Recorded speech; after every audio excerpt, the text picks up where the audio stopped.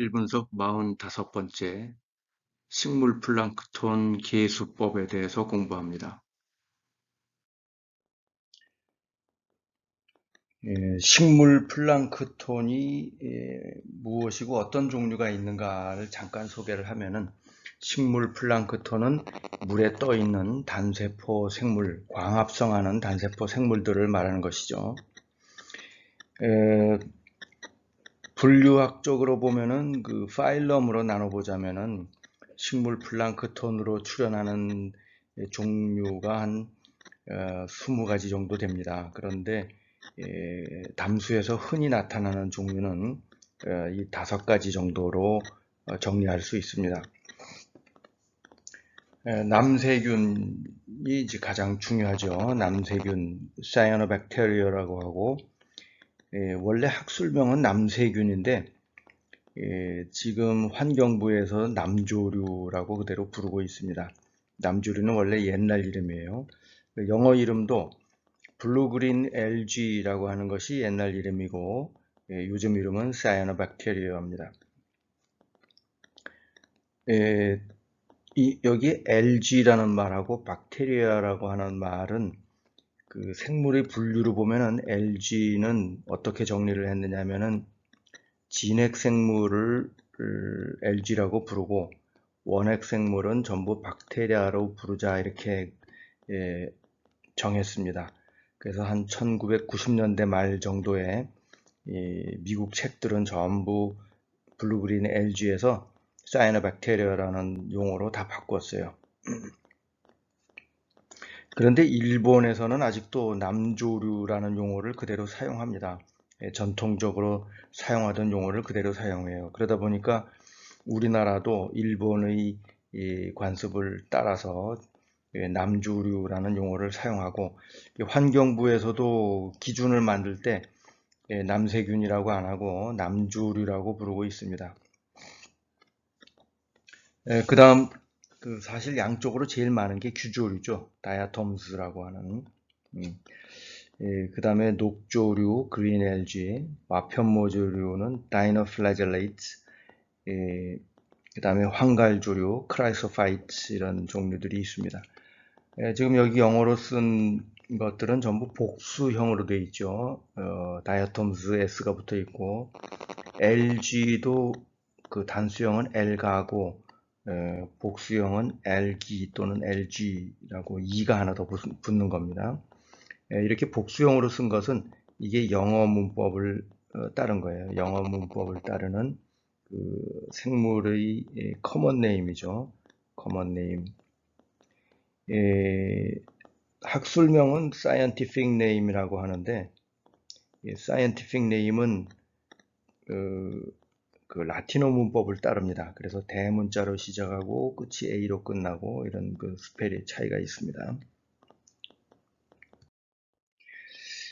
식물 플랑크톤 중에서 우리가 지금 가장 관심을 가지고 수질 분석에서 다루는 것은 사이아노박테리아예요. 남조류라고 하는 종류입니다. 이 남조류는 그 여러 가지 특징들을 가지고 있는데, 이것이 그 수질에서 가장 관심의 대상이 된 이유는 부영량호의 지표종이기 때문에 그렇습니다. 지표종이라는 말은 영어로는 biological indicator라고 부르는데, 부영량호에서만 출현하기 때문에 이 사이아노박테리아가 대량으로 출현하면 이건 분명히 부영량호다, 이렇게 볼 수 있는 거죠. 그런 것을 지표종이라고 부릅니다. 그리고 수면에 떠올라 가지고 녹색을 페인트를 뿌린 것처럼 떠다녀요. 그것을 스컴이라고 부릅니다. 미관상 아주 좋지 않죠. 그 다음에 질소 고정 능력이 있습니다. 질소는 삼중결합으로 굉장히 좀 결합이 단단해요. 그래서 생물이 이용하기가 좀 어려운데,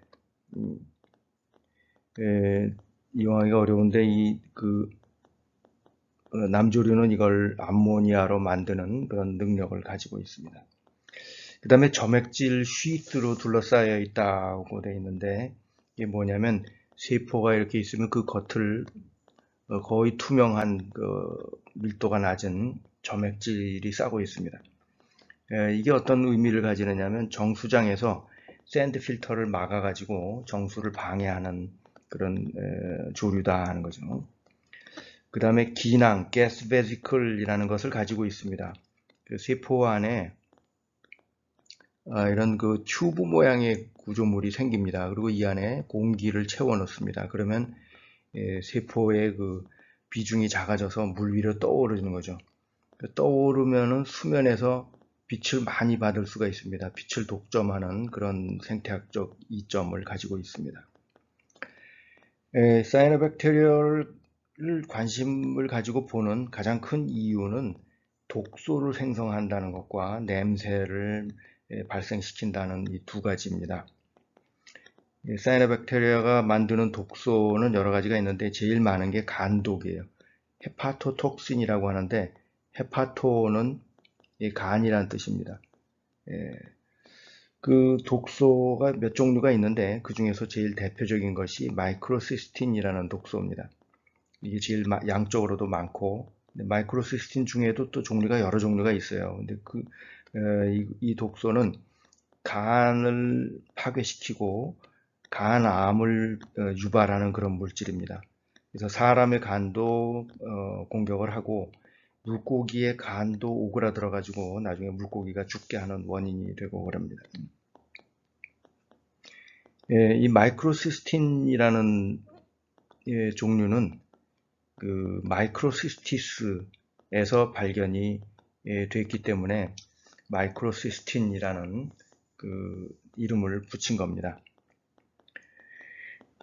그 다음에 신경독도 있는데 아나톡신이라고 부르는 독이 대표적인 것인데 아나베나라는 종에서 처음 발견했기 때문에 아나톡신이라고 이름이 붙었어요. 이렇게 해서 그 남조류가 상당히 독을 많이 만들기 때문에 호수에서 그 남조류가 많은 스컴이 떠 있는 물을 먹으면은 동물들이 죽습니다. 가축이나 야생동물이 뭐 죽는 그런 사고들이 많이 생겨요. 그런데 다행히 그 수돗물에는 별로 없습니다. 그 이유는 뭐냐면은 이 마이크로시스틴이 수돗물을 소독하는 염소 소독에 의해서 파괴가 됩니다. 염소 소독에 의해서 파괴되기 때문에 수돗물에 잔류하는 그 마이크로시스틴은 뭐 거의 없다. 염소 소독이 제대로 됐다면은 그런 그렇게 볼 수가 있는데 냄새 물질은 이 염소 소독으로 제거가 잘 되질 않습니다. 냄새를 내는 대표적인 물질이 지오스민이라고 하는 물질인데 남조류가 잘 만들어요. 그 외에 뭐 물속에 흙 속에 있는 박테리아도 만들고 그런데 냄새가 그 먼지 냄새, 뭐 곰팡이 냄새 뭐 이런 표현을 쓰는 그런 냄새입니다. 그런데 이 냄새는 지오스민은 유해한 물질은 아니에요. 유해한 물질은 아닌데 사람의 그 코가 아주 민감하게 반응을 합니다. 그러니까 아주 낮은 농도에서 냄새를 맡을 수가 있어요. 그래서 불쾌하게 느끼는 거죠. 실제로는 독성은 없는 물질입니다. 이것들이 주로 이 사이노박테리아에 의해서 발생이 되기 때문에 이 남조류를 우리가 관심을 많이 가지고 세포수를 세는 작업을 해야 되는 겁니다. 남조류 중에 가장 대표적인 종류가 이 마이크로시스티스라고 하는 종류입니다. 이 종류의 특징은 이렇게 세포들이 많이 붙어서 콜로니를 형성하고 있죠. 이렇게 그 덩어리를 만든 것을 이런 것들을 콜로니라고 부릅니다. 이 콜로니의 모양을 보면은 조금씩 다릅니다. 여기 보면은 이 콜로니는 좀 세포가 좀 큰 편이고 콜로니 모양이 불규칙하죠. 그리고 이 콜로니는 세포가 완전히 구형이죠. 콜로니가 구형이고 또 가운데가 이렇게 뚫어진 게 있는가 하면 이 콜로니는 그 가운데가 뚫어진 데가 없어요. 그걸 이제 이런 플랑크톤 하는 사람들은 이걸 윈도우라고 하는데 이렇게 윈도우가 열려 있는 콜로니가 있고 윈도우가 없는 콜로니도 있고 이것들이 이제 종이 다 다릅니다. 이 마이크로시스티스가 그 간독을 생성하는 대표적인 그 남조류이고 세포의 크기와 군체 모양으로 분류를 합니다. 그 다음에 이 사상조류가 있어요. 필라멘토스 사이노박테리아인데 세포가 이렇게 쭉 붙어서 실 모양으로 되어 있죠. 그래서 이것을 한자 말로는 실 모양이다, 사상조류다 이렇게 부릅니다. 아나베나라는 종류가 대표적인 종류인데 신경독을 간혹 생성을 하기 때문에 그 야생동물이 이것을 먹고 그 자리에서 그 호흡을 하는 근육이 마비돼 가지고 죽는 사고들이 종종 생깁니다. 남세균은 이 점액질 쉬트를 가지고 있다고 했는데 쉬트라는 것은 어떤 칼집이란 뜻이에요. 원래 칼집인데 어떤 세포들이 이렇게 있으면 그것을 점액질이 둘러싸고 있으니까 마치 칼집이 둘러싸고 있는 것과 같다고 해서 쉬트라고 부릅니다. 보면은 여기 사진을 보면은 뭐 흐물흐물하게 이렇게 겉에 뭐가 붙어 있는 모습을 볼 수가 있죠. 이게 투명하지만 점액질이 있는 거예요. 둘러싸고 있는 거예요. 또 이렇게 기다란 세포는 점액질이 이렇게 원통 모양으로 둘러싸고 있고, 또 이런 그 마이크로시스티스 콜로니 같은 것들은 이 콜로니 전체가 점액질 덩어리입니다. 이게 점액질 덩어리고 점액질 속에 세포들이 이게 떠 있는 거예요. 이런 그 점액질이 있으면은 정수에도 방해를 주고 또 동물 플랑크톤이 잘 먹지를 못합니다. 너무 커가지고 또 먹어도 점액질 때문에 소화가 잘 안 되고 소화율도 낮아지고. 남조류는 그 기낭을 가지고 있어서 위로 떠오르는 그런 특성을 가지고 있습니다. 이것은 92년도에 그 소양호에서 내가 찍은 사진인데 그 당시에 소양호에 가두리 양식장이 많이 있어서 부영양화가 아주 심했어요. 그리고 남조류가 굉장히 많이 있었습니다. 그런데 남조류가 있는 세포를 물을 떠서 이렇게 실험실에 갖다 두면은 세포가 위로 쭉 떠오릅니다. 그 이유는 그 가스 베지클 기낭을 가지고 있어서 비중이 물보다 작아서 위로 뜨는 거죠.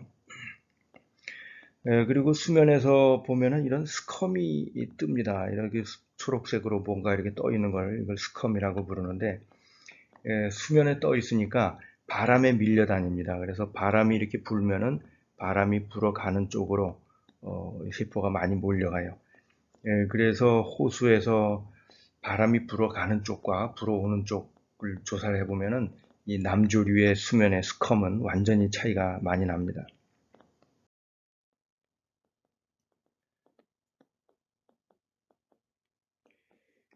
그다음에 이 사진은 내가 그 팔당호에서 찍은 사진인데 수면에 이렇게 스컴이 많이 있는 형성된 모습을 너무 진하게 보여서 내가 사진을 찍은 겁니다. 물론 이것은 소양호, 팔당호 전체가 이렇게 그 덮인 것은 아니고 우리나라는 그 편서풍의 영향을 받아서 서쪽에서 늘 바람이 불죠.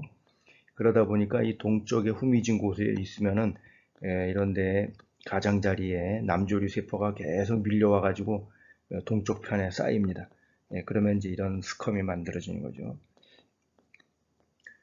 그리고 스컴이 많이 쌓이면은 이 오른쪽 아래 이건 외국의 사례 사진인데 이것처럼 수면 표면이 말라 가지고 허옇게 말라 죽어요. 건조해서 죽은 모습을 보여주는 겁니다. 그리고 영어로 피수프라고 불렀는데 이 남조류의 스컴을 영어로 부르는 별명이 피수프입니다. 콩죽이라는 뜻이죠. 완두콩 수프다 이런 뜻입니다. 한자말로 녹조 현상이라고 부르는데 이 녹색은 뭐 녹은 녹색을 뜻하는 거고 이 조라고 하는 한자는 물의 흐름, 타이드라는 뜻이에요.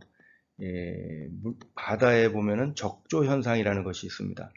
적조 현상이 빨간색 물이 이렇게 만들어지면 적조 현상이라고 부르는데 그에 비해서 초록색이기 때문에 여기서 이제 적조 현상이 녹조 현상이라는 말을 만들게 된 계기죠. 매스컴에서 누군가가 만들어서 퍼지기 시작해가지고 지금은 널리 사용되고 있습니다. 예, 녹조 현상은 영어로는 사이노백테리얼 블룸이라고 불러요. 예, 뭐 특별한 다른 용어는 없습니다. 일본 사람들은 이것을 그 아오코라는 용어로 부르고 있습니다. 아오코라는 말은 아오이가 푸른색, 블루라는 뜻이고, 그 다음에 이 꼬는 가루라는 뜻이에요. 가루. 이 남조류 세포가 초록색으로 보이지만 말라 죽으면은 이게 청색이 색소가 속에서 나옵니다. 그래서 청색으로 보여요. 그러니까 일본 사람들이 청분, 아오코라고 푸른 가루다 이렇게 불렀습니다. 우리나라 말에서는 뭐 특별한 말은 없고 앞에 소개했던 녹조 현상이라는 말이 많이 쓰이고 있습니다. 이 사진은 전라도의 감돈저수지라는 곳에 조사를 갔다가 녹조 현상이 너무 심해서 그 사진을 한번 찍은 겁니다. 손에 물을 이렇게 떴는데 손에 페인트를 든 것처럼 보이죠. 이런 게 그 녹조 현상입니다. 물고기가 죽은 모습도 보이는데 이 녹조 현상 사이노박테리아는 독소를 내기 때문에 물고기의 간에 손상을 주어서 물고기가 잘 죽게 됩니다. 플랑크톤을 채집하는 방법이 크게 두 가지로 나눌 수가 있습니다. 하나는 네팅하는 방법이고 하나는 침강하는 방법이에요. 네팅하는 방법은 주로 바다에서 많이 씁니다. 이것은 해양에서. 왜냐하면은 해양의 식물 플랑크톤 밀도는 호수에 비해서 훨씬 낮아요. 그래서 현미경으로 그냥 보기가 어렵기 때문에 네트를 가지고 여러 배 농축을 합니다. 네트를 사용하는 경우에는 네트의 그 망목 사이즈를 영어로 메쉬 사이즈라고 하는데 망목이 일정하게 이렇게 만들어져 있습니다. 나일론으로. 식물 플랑크톤은 모두 한 35 마이크론 정도 네트를 사용하고 동물 플랑크톤은 한 80 마이크론 정도를 사용을 합니다. 그런데 담수에서는 이 식물 플랑크톤 35 마이크론 네트를 빠져나가는 플랑크톤이 굉장히 많아요. 특히 그 남조류는 대개 크기가 뭐 한 3 내지 6 마이크론 뭐 이 정도 크기가 되기 때문에 아주 작아서 이 플랑크톤 네트를 막 빠져나가는 경우가 많습니다. 그런 플랑크톤을 나노 플랑크톤이라고 하는데 이런 플랑크톤은 뭐 어차피 그 네트로는 채집이 안 되고 침강법으로 조사를 해야 됩니다. 네트로 그 채집이 안 되는 것들은 필터를 사용해서 필터해 가지고 필터 페이퍼 위에 걸러진 것을 현미경으로 봅니다. 그때 이제 필터 페이퍼가 빛을 차단해서 잘 안 보이니까 거기에다가 필터한 다음에 오일을 집어넣어서 셀룰로스 필터를 투명하게 만들어요. 거의 투명하게. 그러면은 현미경으로 보기가 아주 좋아집니다. 그런 방법을 쓰기도 한다. 또 네트를 끄는 것을 홀이라고 부르는데 초속 한 1m 이내로 천천히 끌어야 됩니다. 빨리 끌면은 물이 플랑크톤 네트 밖으로 이렇게 빠져나갑니다. 그래서 천천히 끌어야 되고 수직으로 5m를 끄는 것이 기본이고 수심이 너무 얕으면 이렇게 수평 방향으로 끌거나 비스듬하게 끌어서 5m 정도를 끕니다. 그렇게 해서 이 직경의 그 면적에다가 곱하기 거리를 하면은 그 네트를 통과한 물의 양을 대략 계산할 수가 있죠. 이렇게 해서 세포 밀도를 조사합니다. 담수에서 좀 더 많이 쓰는 방법은 침강 농축법입니다. 세틀링이라고 하는데 채수한 물에 루골 용액을 넣어서 보존을 합니다. 루골 용액이라는 건 뭐냐면 I2, 아이오다인이 들어있는 거예요. 아이오다인은 그 살균력이 있어서 생물을 다 죽입니다. 산화력이 있기 때문에 생물을 다 죽여서 보존이 돼요. 플랑크톤이 오랫동안 변질되지 않고 보존을 할 수가 있습니다. 그 다음에 또 루골 용액이 가진 장점 중에 하나는 그 남조류 같은 것들은 위로 잘 떠오른다고 했죠. 그런데 여기에 아이오다인이 가서 많이 달라붙으면 이게 가라앉습니다. 아이오다인이 많이 들어가면은 그 남조류 같은 거 부유하는 그런 종류도 대부분 가라앉아요. 그런 장점이 있습니다. 침강법은 그 물을 그대로 채수를 해가지고 물을 가만히 내버려 두고 플랑크톤을 침강시키는 방법이에요. 물을 떠서 병에다가 두면은 하루쯤 두면은 여기 전부 플랑크톤이 가라앉습니다. 이렇게 해서 채집하는 방법이기 때문에 네트를 통과하는 미세 플랑크톤, 앞에 소개했던 그 나노 플랑크톤 또는 피코 플랑크톤 이런 것들을 조사할 수 있다는 거죠.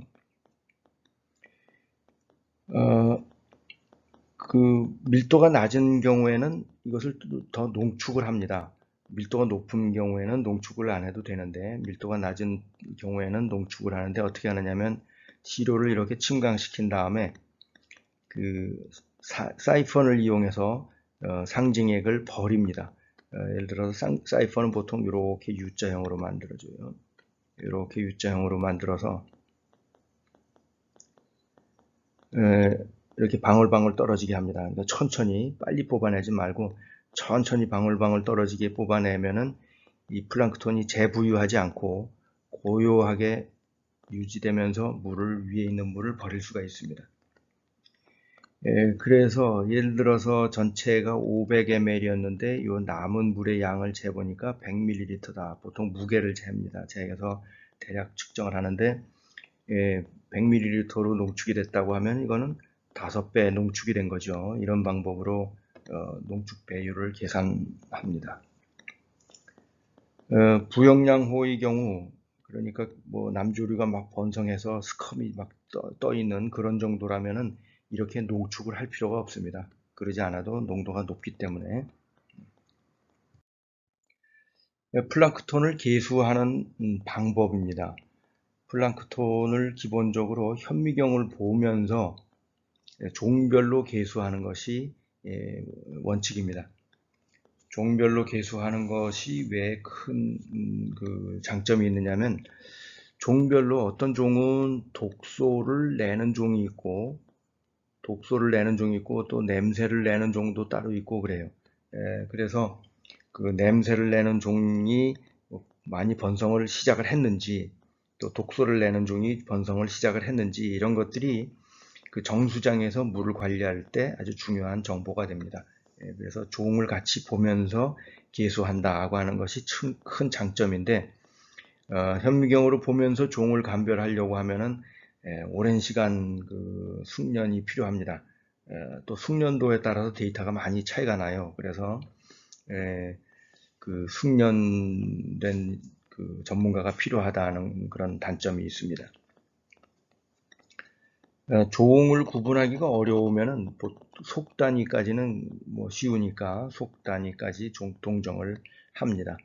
그래서 종 이름을 잘 모르면은 그냥 SP라고 표시를 해놔요.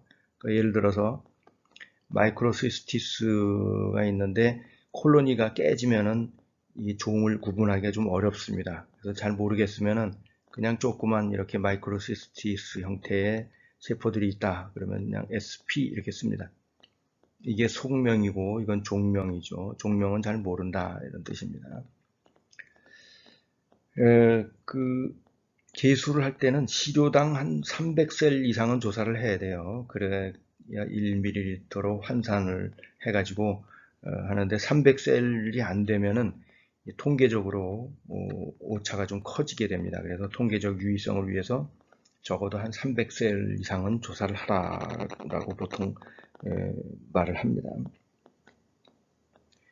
콜로니를 형성하고 있는 개체는 숫자를 세기가 어려우니까 그 환경부에서 남조류 세포수 세고 이런 거 할 때는 소니케이터, 울트라 소니케이터 N은 한 개고요. 소니케이터라는 것은 초음파로 진동을 시키는 겁니다. 그 초음파로 진동을 시키면은 이 흐물흐물한 그 점액질 콜로니가 깨져요. 그리고 세포가 전부 하나하나씩 떨어져 나옵니다. 특히 마이크로시스티스 같이 이렇게 큰 군집을 이루고 있는 것이 쭉 떨어져 나와서 세포 수를 세기 편하게 해줍니다. 그 대신 종을 구분하기는 어려워지죠. 콜로니가 깨지니까.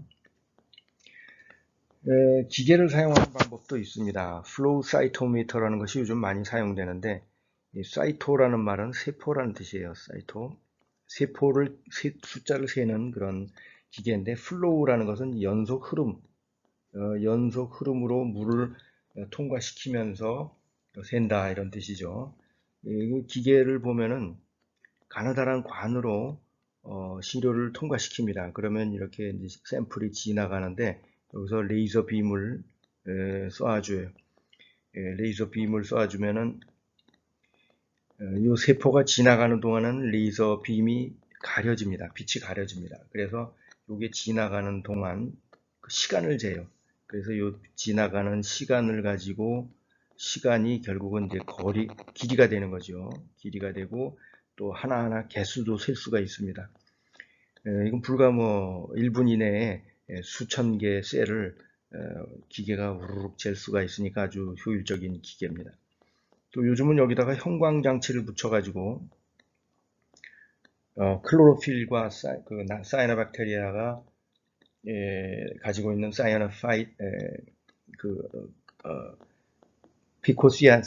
피코시아닌이라고 하는 그 색소가 형광이 달라요. 그래서 피코시아닌을 가지고 있는 그 세포와 가지고 있지 않은 세포를 구분할 수가 있습니다. 그렇게 해서 남조류와 남조류가 아닌 것을 따로 나누어서 셀 수가 있기 때문에 아주 편리한 그런 기계죠.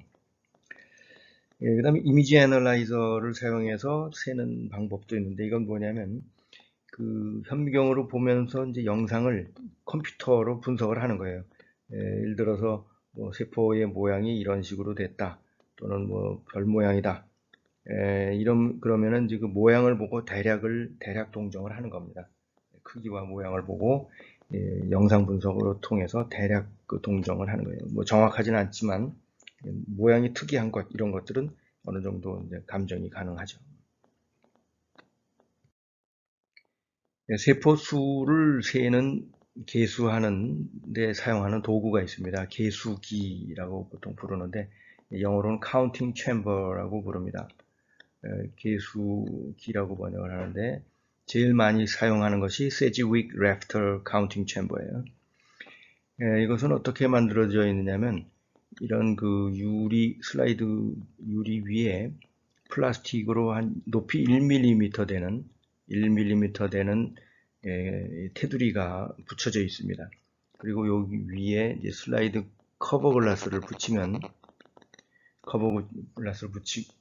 덮으면 그 안에 이제 물이 들어가는 거죠. 근데 그림에 보는 것처럼 눈금이 그려져 있습니다. 눈금이 그려져 있는데 이거는 길이는 2cm이고 눈금은 20개의 눈금이 있어요. 이쪽으로. 그리고 긴 쪽은 5cm이고 50개의 눈금이 있습니다. 그래서 합치면은 토탈 1000개의 그리드가 있는 거죠. 그래서 1000개의 그리드를 모두 다 세면 이것이 물의 양이 1ml로 되어 있습니다. 그런데 1000개를 다 세기가 어렵거나 너무 세포가 많으면은 그럴 필요가 없으니까 예를 들어서 내가 한 200그리드 정도를 측정을 했다. 그러면 이제 거기다가 5배를 곱해서 그 1ml 내의 세포수로 환산해내는 거죠. 그 다음에 그 우터멜 카운팅 챔버라는 것은 해양에서 많이 사용하는 겁니다. 어떻게 생겼냐면 이런 그 원형 실린더가 있고 실린더 밑에 슬라이드 글라스가 두 개가 들어가 있어요. 하나 여기 이렇게 구멍이 있고 밑에 또 슬라이드가 있습니다. 그리고 이 구멍은 옆에도 또 구멍이 하나 또 있어요. 다른 구멍이. 이건 어떻게 되냐면 샘플을 넣고 그대로 침강을 시킵니다. 이 실린더에 넣고 침강을 시키면은 플랑크톤 세포가 이렇게 바닥에 가라앉아요. 바닥에 앉아서 모두 가라앉고 위에는 이제 맑은 물이죠. 그러니까 물은 버리는데 어떻게 버리냐면 이 여기에 이제 유리가 이렇게 같이 붙어 있어요. 이 슬라이드 이 실린더를 옆으로 쓱 밀어냅니다. 밀어내면은 여기가 밀려가면서 이 구멍으로 물이 빠져나갑니다. 밀려나가면 여기 사진에 보면은 구멍이 이렇게 큰 구멍이 있고 작은 구멍이 있죠.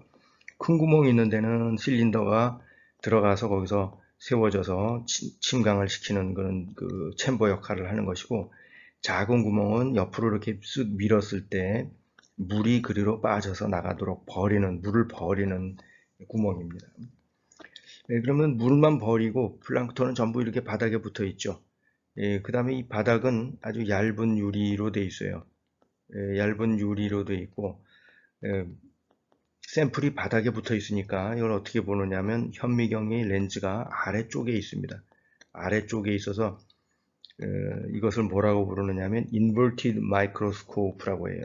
한자말로는 전도 현미경이라고 부릅니다. 전도라는 말은 뒤집어졌다는 말이죠.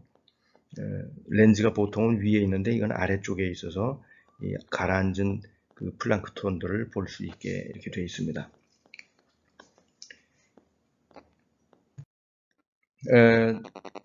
플랑크톤 세포 수를 세는 그 가장 중요한 이유가 조류경보제 때문입니다.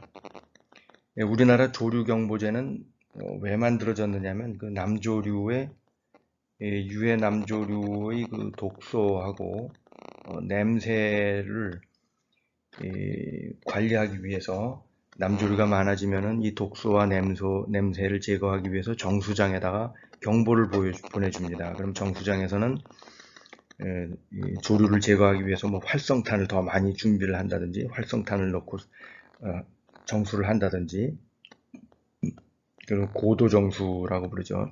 주로 제일 많이 필요한 게 활성탄이에요. 그러니까 숯가루죠. 이것을 사용해야 된다는 그 규정이 적용이 됩니다. 플랑크톤의 종류가 여러 종류가 있는데 그 중에서 남조류만 세포 수를 셉니다. 그러니까 종류가 여러 가지 섞여 있을 때 현미경으로 보면서 거기서 남조류만 세포가 몇 개인지를 숫자를 세야 되는 거죠. 그래서 다른 조류는 별로 그렇게 유해하지 않으니까 그 조류 경보제 대상이 아니고 남조류만 대상이 됩니다. 밀리리터당 1000셀이면 관심 단계, 10,000셀이면 경계 단계가 되는데, 10,000셀 되면은 벌써 물이 완전히 녹조 현상이라고 하는 게 느껴질 정도로 녹색으로 보이는 그런 현상이에요. 그 다음에 100만 셀 정도 되면 이거는 그 물 위에 떠 있는 수컴 수준입니다. 뭐 호수 중앙부 이런 데서는 이렇게 100만 셀 되는 일은 거의 없고, 10,000셀을 넘는 것은 이제 흔히 녹조 현상이 생겼다 그러면 이제 10,000셀 정도는 넘어갑니다. 이렇게 어느 정도가 넘어가면은 그 정수장에서 어떠한 대책을 세워라라고 하는 것이 규정이 정해져 있습니다.